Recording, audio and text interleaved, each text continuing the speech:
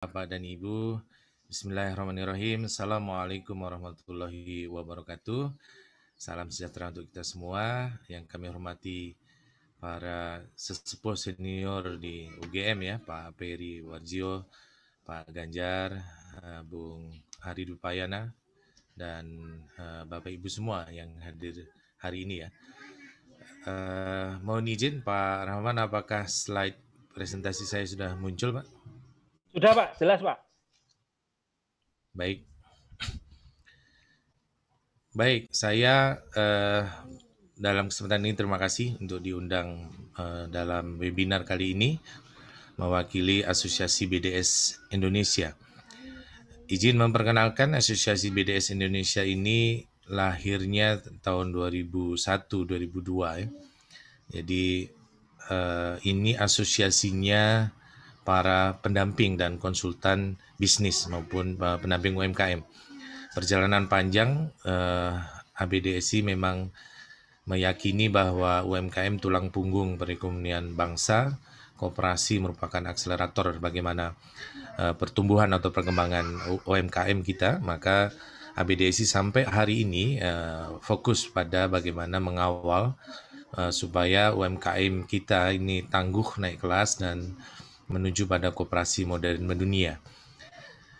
Asosiasi BDS sendiri sudah ada di semua provinsi, di 34 provinsi, semakin mengerucut pada penguatan di preposisi untuk menjadi memainkan peran penting dalam pendampingan atau dalam konsultasi bisnis terutama untuk UMKM.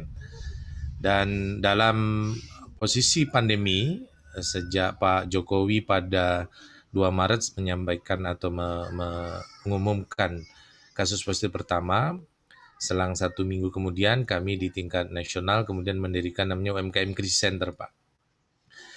Karena Bapak dan Ibu kita meyakini bahwa dengan mempelajari dampak dari pandemi ini pasti ini akan menjadi satu tantangan serius untuk Indonesia, terutama karena kita memang tulang punggungnya UKM dan ini menjadi satu pukulan untuk UMKM. Kami bagi rencana aksi UMKM Crisis Center waktu itu menjadi 3. Kurang lebih di pertama adalah tanggap darurat. Kami lakukan pendataan dampak cepat waktu itu bekerjasama dengan Bappenas, bekerjasama dengan Kemenkop, menghasilkan satu data menarik, perubahan, pergeseran dan itu menjadi salah satu poin penting bagaimana kita mendampingi UMKM. Juga dilakukan kalau tadi disampaikan seperti Mas Ganjar tadi, kita sebut sebagai penyangga pemasaran, muncul banyak pasar-pasar komunitas di basis provinsi maupun kabupaten kota, di basis komunitas, dan ini kita linkkan masing-masing, ada ratusan pasar komunitas di seluruh Indonesia yang menjadi jaringan ABDSI, dan ini menjadi satu harapan, satu di tengah pandemi, di tengah krisis kita masih punya kekuatan, yaitu kekuatan sosial kita. Dan di fase ini tanggap darurat kita juga memastikan pendampingan akses dan program bantuan cukup menarik dinamikanya, sampai kemudian di tahapan kita fase kedua adalah tahapan untuk adaptasi dan pemulihan. Berdasarkan hasil riset kami dan kemudian bagaimana berada di garda depan ujung tombak pendampingan, maka kita menyadari bahwa waktu itu kita sudah publish rencana aksi ini, tetapi kemudian muncul istilah new normal yang di rencana aksi kami justru new normal itu di fase ketiga. Sebelum pada tatanan baru, sebelum pada recovery, restrukturisasi usaha, maka kita perlukan adaptasi dan pemulihan. Dan dari fase ini, Bapak Ibu semuanya, kami mengidentifikasi bahwa dampak pandemi terhadap UMKM ini harus kita pahami, harus kita pelajari ya, harus kita menjadi pertimbangan serius bagaimana dalam konteks kebijakan maupun program-program yang akan dilaksanakan. Ternyata dari riset kita di hampir seluruh Indonesia, UMKM itu dampaknya tidak selalu negatif. Kami identifikasi sebagai warna itu ya, dari warna biru, kategori biru sampai kategori merah. Kalau barangkali yang sering muncul, sering diberitakan ya itu adalah di dampak zona merah, itu artinya memang penjualan yang biasanya adalah UMKM atau pelaku usaha yang memang berada dalam sektor atau bidang yang sangat sensitif terhadap isu maupun pembatasan dari kebijakan di pandemi, pembatasan-pembatasan. Maka ini memang masuk kategori merah. Kita ukur dari indikator pasarnya, bagaimana proses produksi itu apakah terganggu atau tidak, dan juga terhadap sensitivitas terhadap kebijakan penanganan bencana. Karena sampai hari ini kita boleh dibilang nomor satu adalah keselamatan jiwa dan nyawa, bagaimana penanganan virus COVID ya, sehingga soal ekonomi dan segala macam harus kita seimbangkan. Tetapi ternyata juga ada yang berada di kategori zona biru, yang justru dengan pandemi, situasi adanya pandemi justru meningkat. Ini juga ada beberapa sektor khusus ya, termasuk juga ada yang stabil ya, misalnya di zona hijau ini stabil, cenderung tidak terlalu terganggu dengan proses produksinya, tidak harus merumahkan karyawannya karena pembatasan, karena half ekonomi ya, tetapi berjalan dengan risiko kecil. Nah, Bapak dan Ibu, ini menjadi satu data penting buat kami untuk memahami bahwa ternyata pendampingan UMKM terdampak pandemi ini berbeda-beda. Tidak harus kita lihat sebagai yang zona merah turun drastis pemasarannya, tapi ada juga yang memang membutuhkan fasilitasi yang berbeda dengan tadi pada kondisi zona merah. Karena itu Bapak dan Ibu, pada fase kedua UMKM Krisis Center ini kami transformasi menjadi namanya Klinik Pemulihan Bisnis. Ini wujud dari ABDSI untuk fokus pada positioningnya menjadi pendamping. Meskipun kalau joke-nya di teman-teman ABDSI, di teman-teman pendamping ini, pendamping itu sebetulnya juga terdampak gitu ya. Karena kalau ABDSI ini ada yang afiliasi dengan kampus, ada afiliasi dengan program pemerintah, tapi lebih banyak juga ini adalah para pelaku sektor swasta juga. Jadi para pendamping ini juga pelaku UMKM sesungguhnya. Nah, di sinilah kemudian kita fokuskan pada klinik pemulihan bisnis yang saat ini sudah di-generate di hampir 25 provinsi, menginisiasi ini dalam konteks yang berbeda, yang fokusnya frame kerjanya sampai dengan waktu yang akan kita tentukan. Saat ini fokus kami di ABDSI dalam pendampingan ada di 4 aktivitas inti ini, yaitu di aktivitas konsultasi, di mana di dalam aktivitas konsultasi ini fungsinya adalah membantu UMKM untuk bisa melakukan yang direncanakan dan merencanakan yang dilakukan. Ini menjadi satu perhatian penting karena kondisi dinamis dan pergeseran ya, shifting di pasca pandemi ini memang mengubah banyak model bisnis. Yang penting adalah bagaimana membantu untuk membuat bisnis recovery plan, dan juga di awal ini adalah bisnis resiliency plan. Ini di konsultan kami di ABDSI juga ada standarisasinya, ada template-nya, ada pelatihan-pelatihannya bagaimana mendampingi UMKM untuk mengidentifikasi resiliensi dan recovery. Dalam perjalanan praktiknya di unit konsultasi ini, di bidang konsultasi ini ternyata juga dibutuhkan yang namanya rencana adaptasi atau revitalisasi sebelum recovery. Jadi boleh dibilang sekarang rumusnya bertambah di konsultasi ini menjadi resiliensi, kemudian revitalisasi di mana di dalamnya ada adaptasi dan recovery. Recovery masih nanti. Tapi setidaknya di saat ini masing-masing usaha memang kita dorong punya rencana recovery-nya. Meskipun belum bisa dilaksanakan sekarang, fokusnya misalnya di resiliensi. Kenapa? Ya karena tidak mungkin bisnis ini akan di shutdown dulu ya. Sementara pemerintah sendiri dengan bansosnya juga terbatas. Tidak semua bisa diakses dengan bantuan sosialnya. Selain itu Bapak dan Ibu, selain konsultasi juga ada unit inkubasi. Artinya dampak dari pandemi ini juga menghasilkan banyak pengangguran atau yang kehilangan pekerjaan, maka dibangunlah satu co-growing space kebersamaan, bahkan ada yang grouping begitu untuk menginisiasi model bisnis baru, termasuk juga bekerja sama dengan Kementerian Tenaga Kerja ya, bagaimana mengefektifkan KPW ya di kewirausahaan dan juga di kementerian lain, termasuk juga banyak di komunitas-komunitas. Dan ini menjadi menarik, nanti saya sampaikan ada 3 alurnya.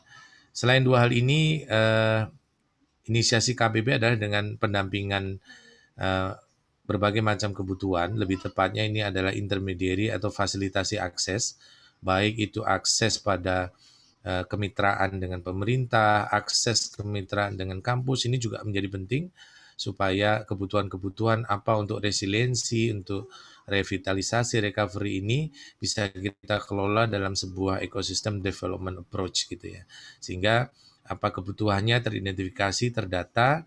Nah, KPB memfasilitasi data-data informasi ini kita linkkan dengan kampus, dengan Pemda, dengan komunitas, bahkan juga saat ini sudah berkumpul puluhan mitra yang sudah menjalin kerjasama PKS dengan ABDSI, semacam aplikasi untuk akses pasar, kemudian untuk akses teknologi, sumber daya, perizinan, dan juga pembiayaan. Ini lima kategori yang di tengah ini yang kita identifikasi sebagai kelompok kebutuhan pendampingan.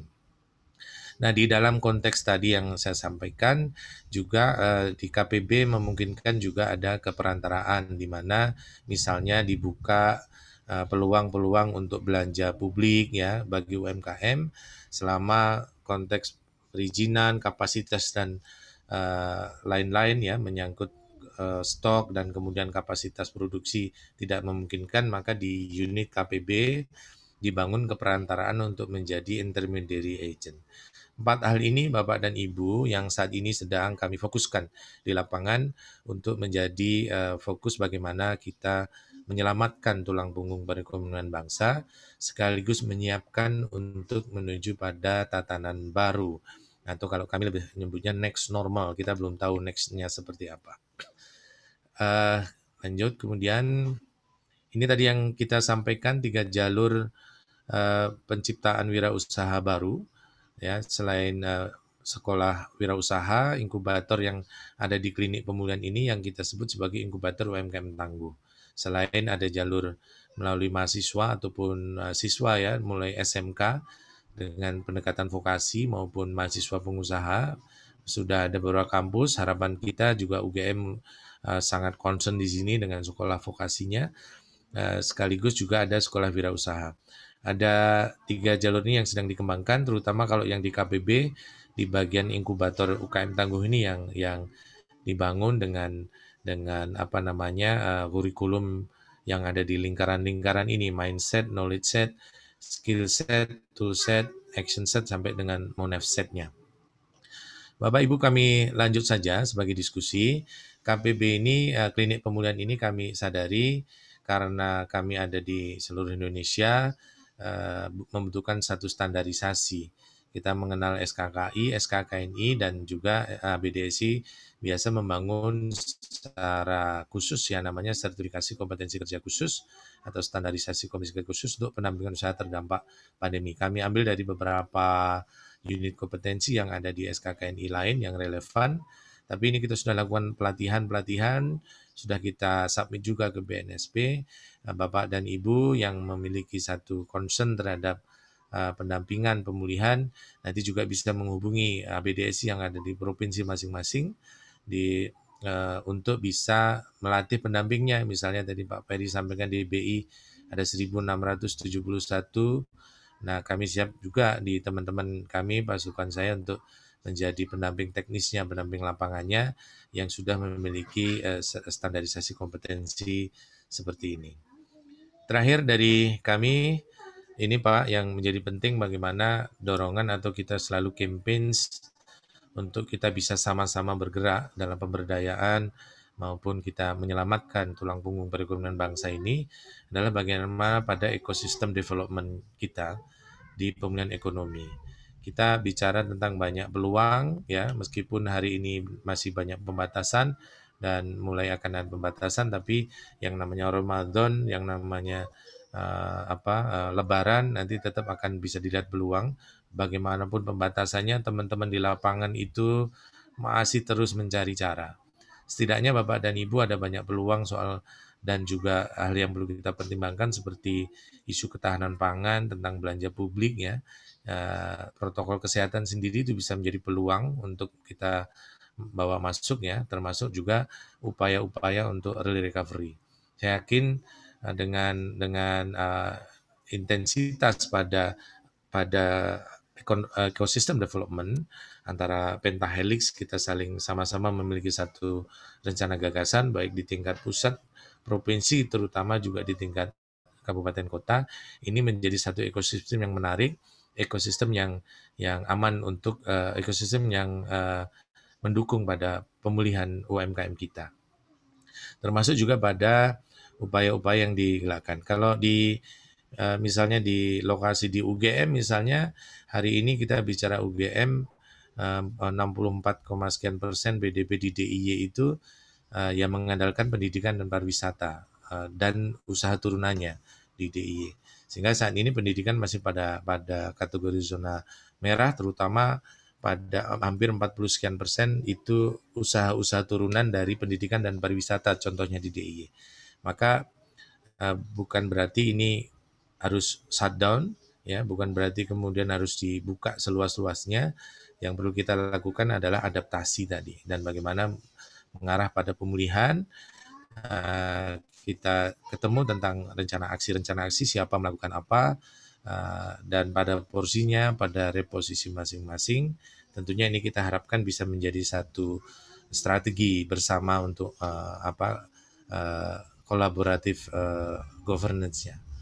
Kira-kira begitu Mas Rahmawan, singkat saja supaya menarik untuk menjadi diskusi kita. Terima kasih. Assalamualaikum warahmatullahi wabarakatuh.